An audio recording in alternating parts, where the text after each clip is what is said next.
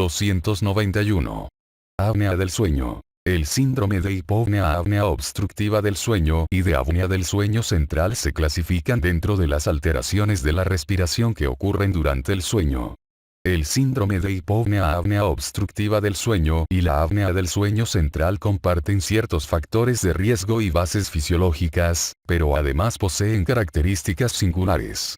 Cada padecimiento se acompaña de respiración irregular durante el sueño y de un sueño desordenado, y cada diagnóstico requiere una historia clínica detallada, exploración física minuciosa y pruebas fisiológicas. El síndrome de hipopnea, apnea obstructiva del sueño, que es la enfermedad más frecuente, provoca somnolencia diurna, trastorna el funcionamiento diario y es un factor importante que contribuye a las enfermedades cardiovasculares en los adultos y los problemas conductuales en los niños. La apnea del sueño central es menos común y puede ocurrir en combinación con la apnea obstructiva del sueño, como una afección primaria, o secundaria a un padecimiento médico, como la insuficiencia cardíaca, o medicamentos. Los pacientes con apnea del sueño central reportan a menudo despertares frecuentes y fatiga diurna, y tienen mayor riesgo de insuficiencia cardíaca y fibrilación auricular. Síndrome de hipopnea, apnea obstructiva del sueño. Definición. El síndrome de hipopnea, apnea obstructiva del sueño se define con base en los síntomas nocturnos y diurnos, además de los datos de los estudios del sueño.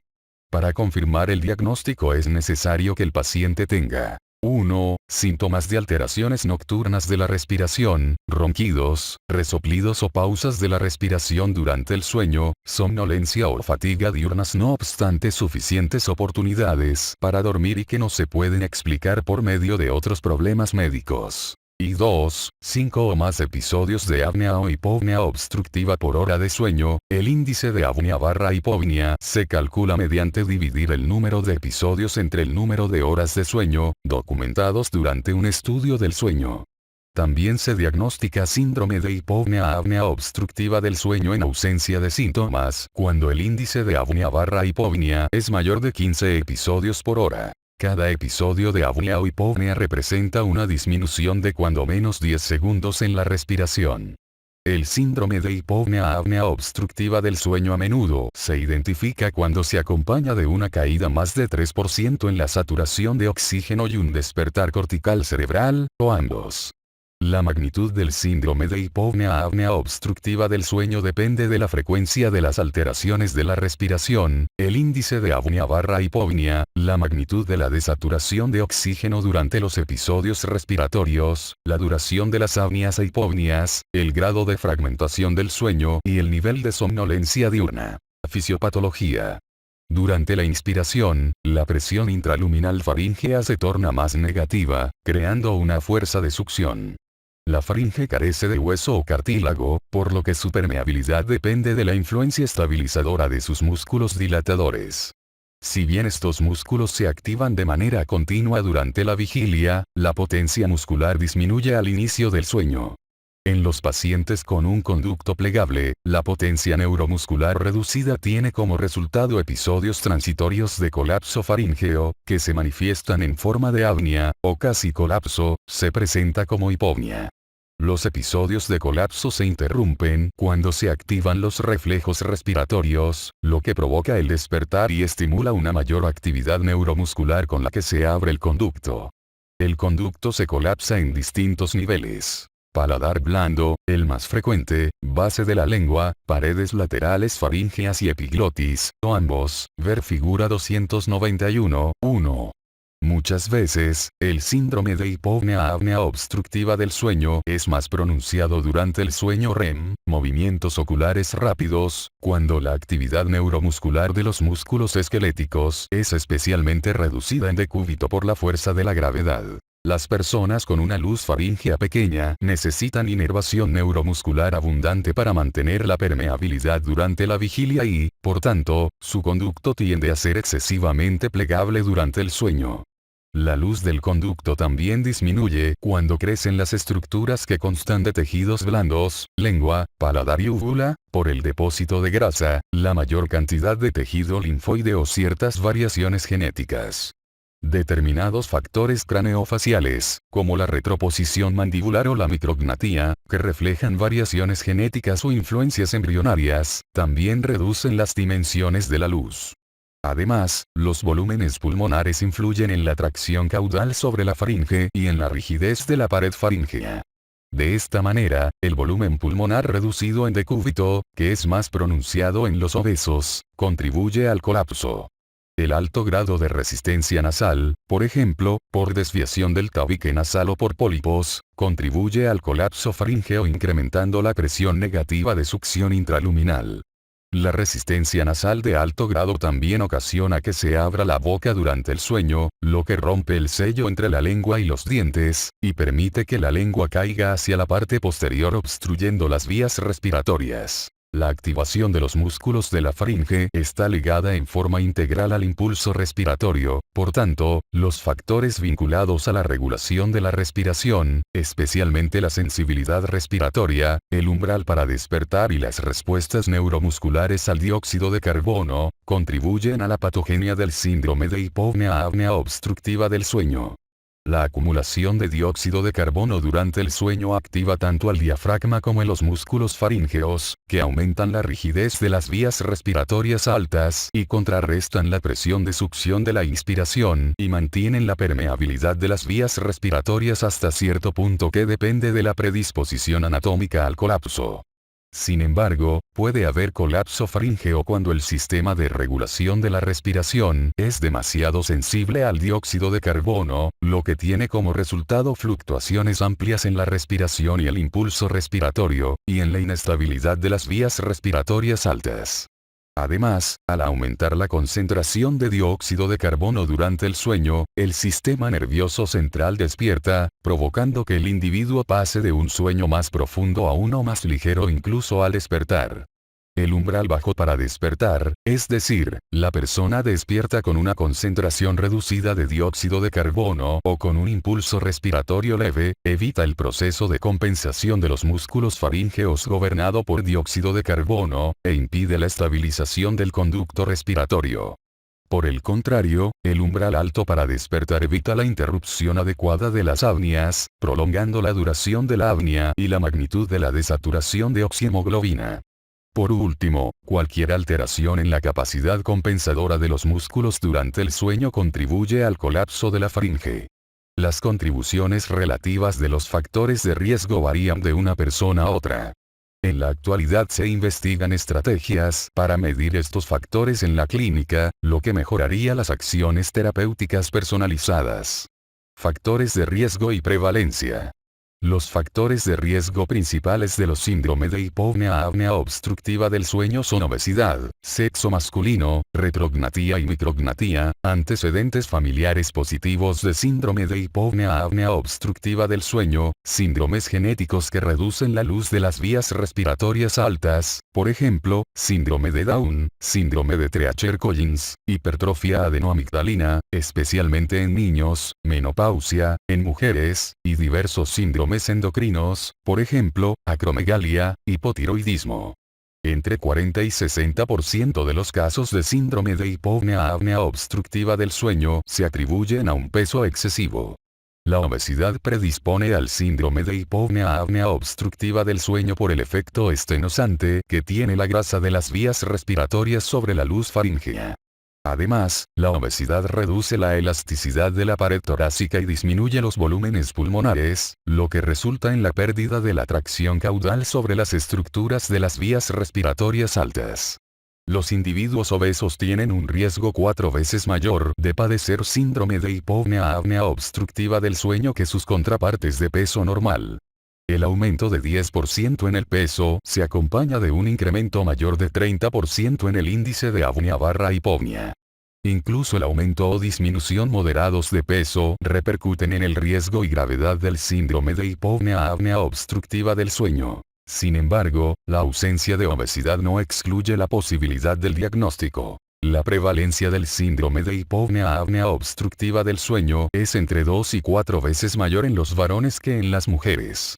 Los factores que predisponen a los varones a padecer síndrome de hipopnea-apnea obstructiva del sueño son patrones androides de obesidad, que tiene como resultado el depósito de grasa alrededor de las vías respiratorias superiores, y la longitud relativa de la faringe, que exacerba su potencial plegable. Las mujeres premenopáusicas se encuentran relativamente protegidas contra el síndrome de hipopnea-apnea obstructiva del sueño por la influencia de las hormonas sexuales sobre el impulso respiratorio. La reducción de las diferencias de sexo durante la senectud se acompaña de mayor prevalencia de síndrome de hipopnea-apnea obstructiva del sueño en las mujeres después de la menopausia.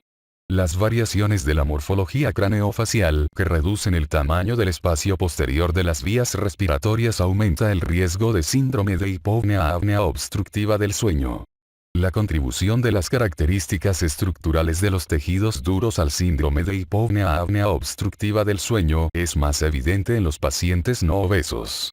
La identificación de ciertas características como retrognatía repercute en la decisión del tratamiento. El síndrome de hipopnea-apnea obstructiva del sueño tiene una base genética considerable, demostrada por la gran agregación familiar y heredabilidad. Para el familiar de primer grado de un paciente con síndrome de hipopnea-apnea obstructiva del sueño, la posibilidad de padecer el síndrome es 2 veces mayor que la de una persona sin este antecedente.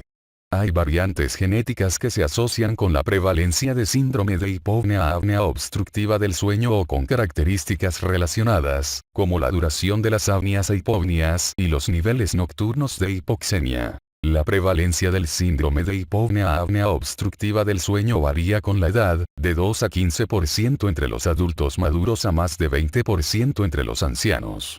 En los niños de 3 a 8 años de edad se observa un pico por hipertrofia linfoide. Una vez que las vías respiratorias crecen y el tejido linfoide sufre regresión en los años siguientes, la prevalencia desciende. Así, conforme aumenta la prevalencia de la obesidad durante la madurez y las mujeres entran en la menopausia, el síndrome de hipopnea-apnea obstructiva del sueño aumenta de nuevo. La prevalencia de síndrome de hipopnea-apnea obstructiva del sueño es elevada en pacientes con diabetes o hipertensión. Asimismo, las personas de ascendencia asiática tienen mayor riesgo de padecer síndrome de hipopnea-apnea obstructiva del sueño con un índice de masa corporal relativamente reducido, quizá por la influencia de ciertos factores de riesgo craneofaciales que reducen la luz de la nasofaringe. En Estados Unidos, los individuos de raza negra, en particular niños y adultos jóvenes, tienen mayor riesgo de padecer síndrome de hipopnea-apnea obstructiva del sueño que sus contrapartes caucásicas. En la mayoría de los adultos con síndrome de hipopnea-apnea obstructiva del sueño este trastorno no se diagnostica. Curso de la enfermedad. Es difícil identificar el momento preciso en que empieza el síndrome de hipopnea-apnea obstructiva del sueño. Muchas personas roncan durante años, a menudo desde la infancia, antes de identificar el síndrome de hipopnea-apnea obstructiva del sueño. El aumento de peso precipita la intensificación de los síntomas, lo que provoca que el paciente busque una valoración. La magnitud del síndrome de hipopnea-apnea obstructiva del sueño disminuye al bajar de peso, en especial después de una cirugía bariátrica. Es raro observar que el índice de apnea/hipopnea aumente o disminuya de forma pronunciada a menos que haya cambios en el peso. Estudio del paciente. Síndrome de hipopnea-apnea obstructiva del sueño. Se debe considerar una evaluación para descartar síndrome de hipopnea-apnea obstructiva del sueño en pacientes con síntomas de este síndrome y uno o más factores de riesgo. La detección debe considerarse también en personas que reportan síntomas compatibles y tienen alto riesgo de morbilidad relacionada, como hipertensión, diabetes mellitus, enfermedades cardíacas y cerebrovasculares. Síntomas y antecedentes. Cuando sea posible deben obtenerse los antecedentes del sueño con ayuda de la pareja o un miembro del hogar. Los ronquidos son la manifestación más común, sin embargo, su ausencia no excluye el diagnóstico, ya que el colapso faríngeo puede ocurrir sin la vibración del tejido. En ocasiones se informan jadeos o bufidos, lo que refleja terminación de los periodos de apnea individuales con apertura abrupta de las vías respiratorias. La disnea es inusual y su ausencia distingue por lo general al síndrome de hipopnea-apnea obstructiva del sueño de la disnea paroxística nocturna, asma y reflujo ácido con laringoespasmo. Los pacientes quizá describan también interrupción del sueño, que es más común entre mujeres y adultos mayores. El síntoma diurno más común es somnolencia excesiva, identificada por antecedentes de dificultad para mantener el estado de alerta o periodos involuntarios de adormecimiento. Sin embargo, muchas mujeres reportan fatiga en lugar de somnolencia. Otros síntomas incluyen sequedad de boca, acidez estomacal nocturna, diaforesis en el pecho y cuello, nicturia, cefalea matutina, problemas para concentrarse, irritabilidad y alteraciones del estado de ánimo. Aunque la dificultad para dormir es característica de los trastornos del sueño, también se ha observado con síndrome de hipopnea-apnea obstructiva del sueño, en especial en mujeres. Varios cuestionarios que evalúan la frecuencia de los ronquidos, las apneas autorreportadas y la somnolencia diurna pueden facilitar la detección de síndrome de hipopnea-apnea obstructiva del sueño.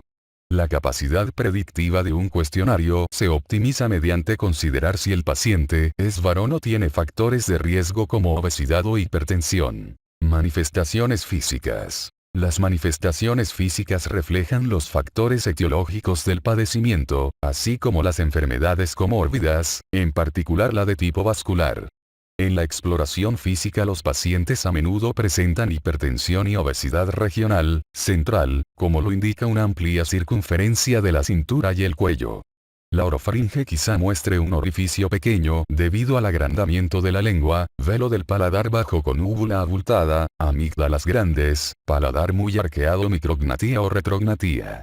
Dado que la resistencia nasal suele aumentar la propensión al colapso faríngeo, la cavidad nasal debe inspeccionarse para detectar posibles pólipos, desviación del tabique y otros signos de obstrucción. Debido a que los pacientes con insuficiencia cardíaca tienen mayor riesgo tanto de síndrome de hipopnea-apnea obstructiva del sueño como de apnea del sueño central, se debe realizar un examen cardíaco cuidadoso para detectar una posible disfunción cardíaca izquierda o derecha. La evidencia de cor pulmonar le sugiere un padecimiento cardiopulmonar comórbido. No se cree que el síndrome de hipopnea-apnea obstructiva del sueño cause solo insuficiencia cardíaca derecha. Es necesaria la valoración neurológica para diagnosticar padecimientos como las enfermedades neuromusculares y cerebrovasculares que aumentan el riesgo de síndrome de hipopnea-apnea obstructiva del sueño. Datos de laboratorio. Hallazgos diagnósticos. Dado que los signos y síntomas no predicen con precisión la gravedad de las alteraciones respiratorias relacionadas con el sueño, el diagnóstico específico y la clasificación de la gravedad del síndrome de hipopnea-apnea obstructiva del sueño requieren medición objetiva de la respiración durante este periodo. El estudio de elección para integrar el diagnóstico de síndrome de hipopnea-apnea obstructiva del sueño es un polisomnograma, PSG, nocturno. El estudio descarta la enfermedad, pero llegan a producirse estudios falsos negativos si no se recopiló información representativa sobre el sueño habitual del paciente, en especial si hubo sueño REM insuficiente o posición inadecuada durante el estudio. Las pruebas de sueño en el hogar, que registran solo algunos canales respiratorios y cardíacos, se usan como un medio para diagnosticar pacientes sin comorbilidad significativa que tienen una alta probabilidad de síndrome de hipopnea-apnea obstructiva del sueño. Sin embargo, los estudios en el hogar pueden arrojar resultados falsos negativos si el tiempo de sueño no se calcula con precisión o en individuos que experimentan hipopnias con despertares en vez de desaturación de la oxihemoglobina. Es factible que se requiera una evaluación posterior. La información fisiológica principal que se recoge durante un estudio del sueño para diagnosticar síndrome de hipopnea-apnea obstructiva del sueño comprende medidas de la respiración, cambios del flujo de aire, fluctuaciones respiratorias, oxigenación, saturación de oxígeno en la hemoglobina, posición corporal y ritmo cardíaco. Además, la polisomnografía y algunos estudios caseros miden la continuidad del sueño y las fases del mismo, por medio de electroencefalografía, electromiografía de mentón y electrooculografía, los movimientos de las extremidades, por medio de sensores en las piernas, y la intensidad de los ronquidos. Esta información se utiliza para medir la frecuencia y subtipos de los episodios respiratorios irregulares durante el sueño, además de los cambios concomitantes en la saturación de oxígeno, despertares y distribuciones de las fases del sueño, además de que permiten definir la distribución de los estadios respiratorios. En los cuadros 291.1 y 291.2 se definen los episodios respiratorios que se califican y las guías de gravedad utilizadas durante un estudio del sueño. La figura 291.2 muestra ejemplos de acontecimientos respiratorios asociados con el sueño. El informe típico de un estudio del sueño ofrece información cuantitativa, como el índice de apnea/hipopnea y el perfil de saturación de oxígeno a lo largo de la noche, promedio, nadir, hora cuando los niveles son más bajos. Otras veces también incluye el índice de alteración respiratoria, que comprende el número de despertares ligados al esfuerzo respiratorio además del número de apneas e hipopneas. Asimismo, la polisomnografía de laboratorio mide la latencia del sueño, intervalo que transcurre desde que se apagan las luces hasta que empieza el sueño, la eficacia del sueño, porcentaje de tiempo que transcurre dormido en relación con el tiempo que transcurre en la cama, índice de despertares, número de despertares corticales por hora de sueño, intervalo entre cada fase del sueño e índice de movimientos periódicos de las extremidades. La magnitud del síndrome de hipopnea-apnea obstructiva del sueño se clasifica también según el grado de fragmentación del sueño en relación con la alteración ES de la respiración. Las medidas principales son la frecuencia de los microdespertares corticales o despertares por hora de sueño, reducción en la continuidad del sueño, sueño menos eficaz, reducción del intervalo que transcurre en una fase más profunda del sueño, fase N3 y sueño REM, e incremento o aumento del sueño ligero, fase N1. La detección de despertares autónomos, como picos de la presión arterial, cambios de la frecuencia cardíaca y anormalidades del ritmo cardíaco, también ofrece información importante sobre la magnitud del síndrome de hipopnea-apnea obstructiva del sueño. Otros datos de laboratorio.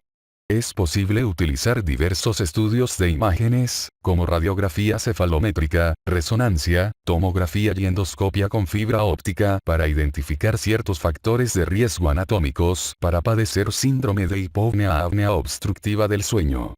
A veces las pruebas cardíacas ofrecen datos sobre una alteración en la función ventricular sistólica o diastólica, o de una estructura cardíaca anómala. El monitoreo nocturno de la presión arterial muestra un patrón de no profundizar, ausencia de la caída típica de 10 milímetros de mercurio en la presión arterial durante el sueño en comparación con la vigilia. La gasometría arterial realizada durante la vigilia suele ser normal. La hipoxemia o hipercapnia al despertar sugiere enfermedad cardiopulmonar coexistente o algún síndrome de hipoventilación. Los pacientes con hipoxemia nocturna grave pueden tener valores elevados de hemoglobina. La prueba de latencia múltiple del sueño o la de mantenimiento de la vigilia son útiles para cuantificar la somnolencia y ayudar a distinguir síndrome de hipopnea-apnea obstructiva del sueño de la narcolepsia. Consecuencias sobre la salud y comorbilidades.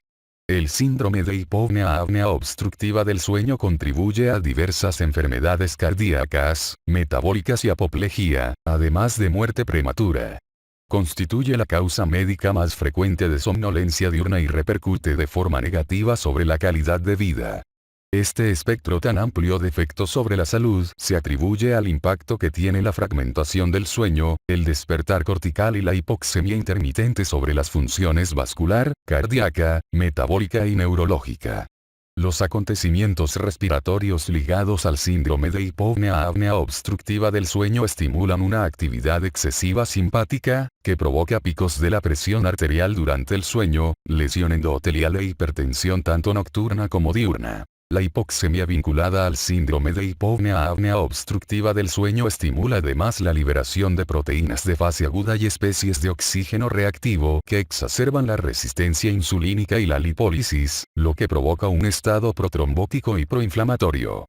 El esfuerzo inspiratorio contra un conducto obstruido genera grandes cambios intratorácicos de la presión negativa, lo que altera la precarga y poscarga cardíacas y resulta en remodelación cardíaca y disminución de la función del mismo órgano.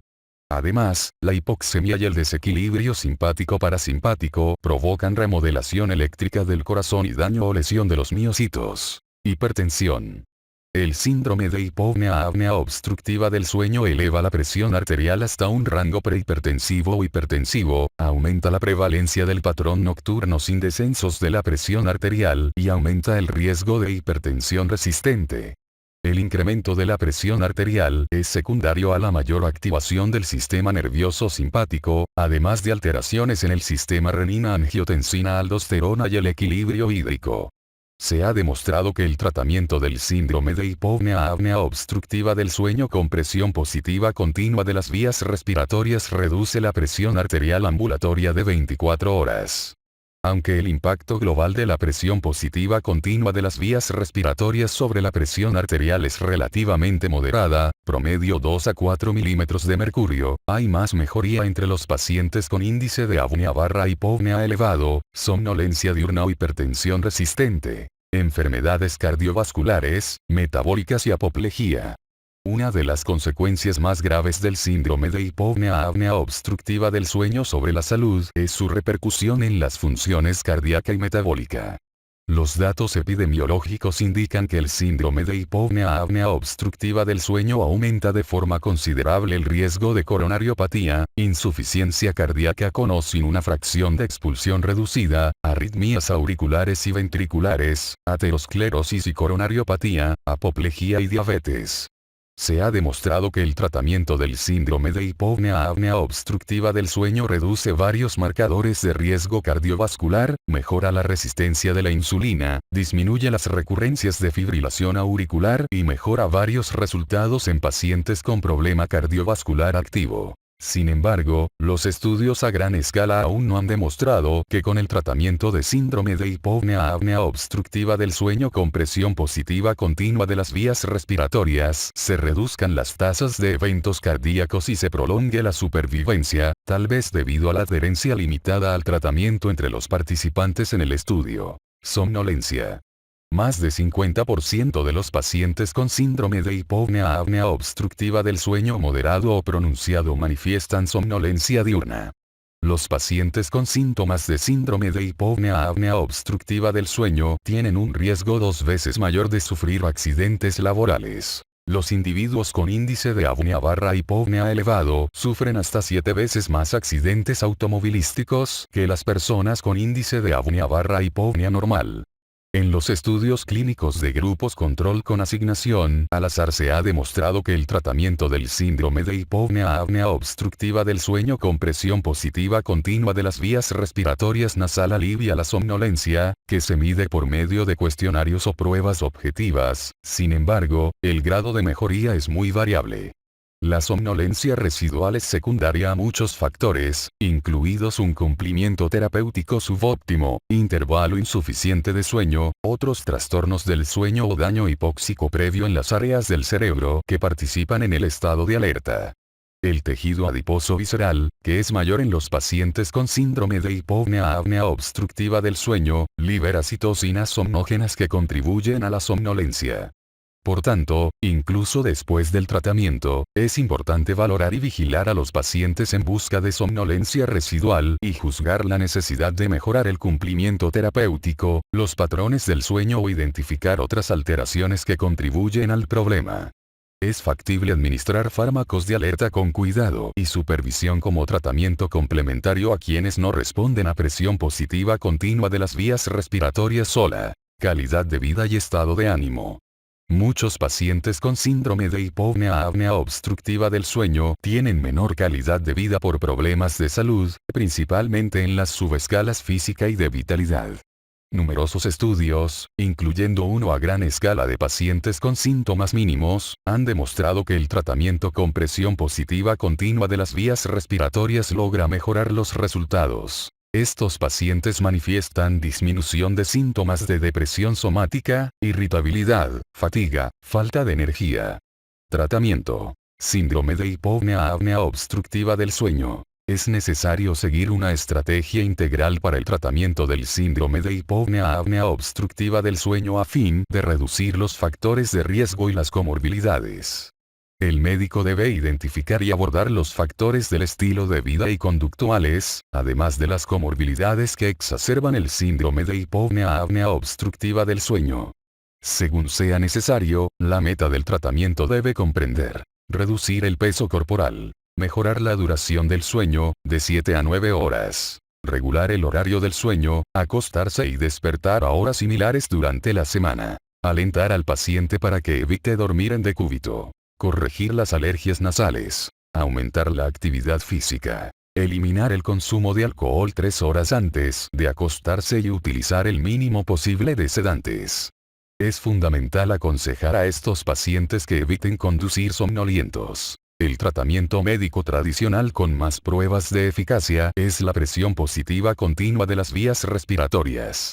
Se administra a través de una mascarilla nasal o nasobucal y funciona como férula mecánica para mantener el conducto abierto durante el sueño. A fin de establecer la presión ideal que reduce el número de apneas/hipopneas durante el sueño, mejora el intercambio de gases y reduce los despertares, es necesario llevar a cabo un estudio nocturno de presión positiva continua de las vías respiratorias, que se realiza en un laboratorio o con un aparato portátil. La tasa de cumplimiento terapéutico con el presión positiva continua de las vías respiratorias es muy variable, en promedio 50-80%, y puede mejorar con el apoyo de un equipo de atención médica capacitado que aborde los efectos secundarios, ayude al paciente a resolver problemas y proporcione educación motivacional. Cuadro 291, 3.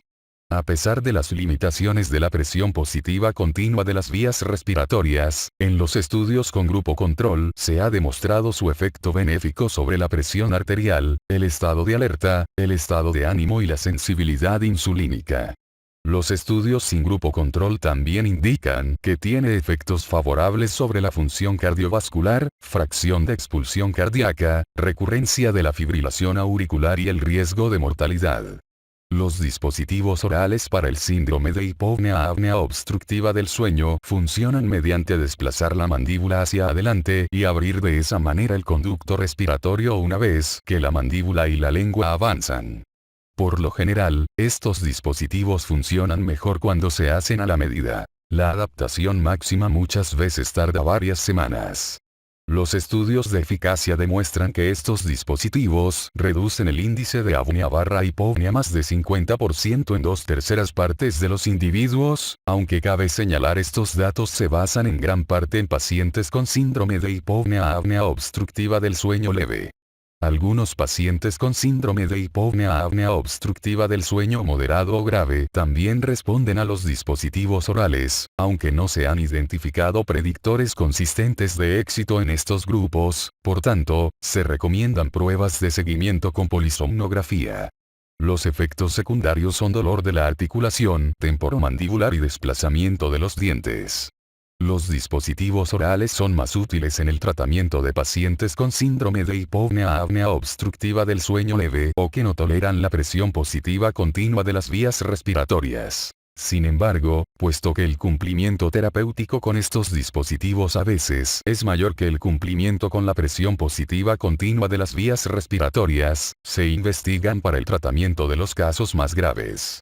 La cirugía de las vías respiratorias superiores para el síndrome de hipopnea-apnea obstructiva del sueño es menos efectiva que la presión positiva continua de las vías respiratorias y casi siempre se reserva para pacientes que roncan, padecen síndrome de hipopnea-apnea obstructiva del sueño leve y no toleran la presión positiva continua de las vías respiratorias. La cirugía más frecuente es la uvulopalatofaringoplastia, extirpación de la úvula y borde del paladar blando, y, aunque los resultados varían, es menos exitosa que el tratamiento con los dispositivos orales. En los casos de síndrome de hipopnea-apnea obstructiva del sueño más grave y en los obesos, la cirugía de las vías respiratorias superiores es menos efectiva. El éxito es mayor cuando la cirugía abarca varios niveles, más de un sitio/estructura, y la realiza un cirujano experimentado, pero la selección de los pacientes constituye un factor importante supeditado a la elección de las áreas sometidas a resección quirúrgica. La cirugía bariátrica constituye una opción para los pacientes obesos con síndrome de hipopnea-apnea obstructiva del sueño y mejora no solo ese síndrome, sino otras enfermedades ligadas a la obesidad. Otras técnicas que reducen los ronquidos, pero tienen efectos mínimos en el síndrome de hipopnea-apnea obstructiva del sueño, son la inyección del paladar blando, que provoca rigidez, ablación con radiofrecuencia, uvulopalatoplastia con láser e implantes palatinos. La neuroestimulación de la vía aérea superior es un tratamiento alternativo recién probado para síndrome de hipopnea-apnea obstructiva del sueño. Se ha demostrado que la estimulación unilateral del nervio hipogloso a través de un dispositivo implantado quirúrgicamente disminuye de manera significativa el índice de apnea/hipopnea y mejora una serie de resultados reportados por el paciente, como somnolencia y calidad de vida, durante al menos 18 meses después del tratamiento. Los estudios iniciales incluyeron pacientes con índice de masa corporal menor o igual a 32 kilos por metro cuadrado, síndrome de hipopnea, apnea obstructiva del sueño moderado, ausencia de colapso faríngeo concéntrico completo, que se consideró disminuía la eficacia quirúrgica, y no pudieron tratarse con éxito con presión positiva continua de las vías respiratorias. Se evalúa más a fondo la efectividad a largo plazo y la utilidad potencial de este tratamiento en otros grupos.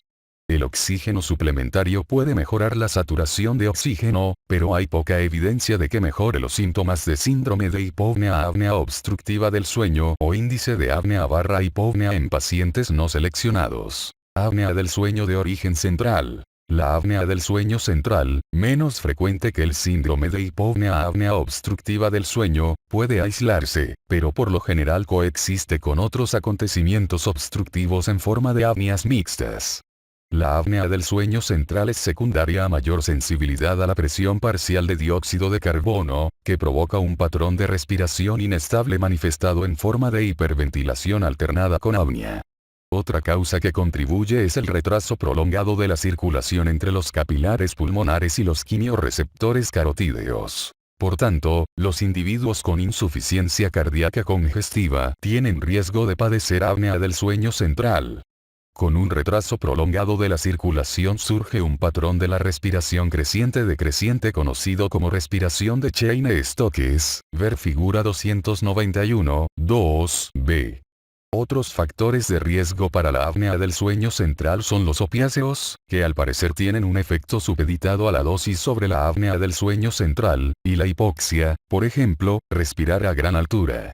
En ciertas personas la presión positiva continua de las vías respiratorias, en especial a una presión elevada, provoca apnea central. Esta situación se denomina apnea compleja del sueño. En raras ocasiones, la apnea del sueño central es secundaria a una quimiosensibilidad amortiguada por una anomalía congénita, síndrome de hipoventilación central congénita, o factores adquiridos.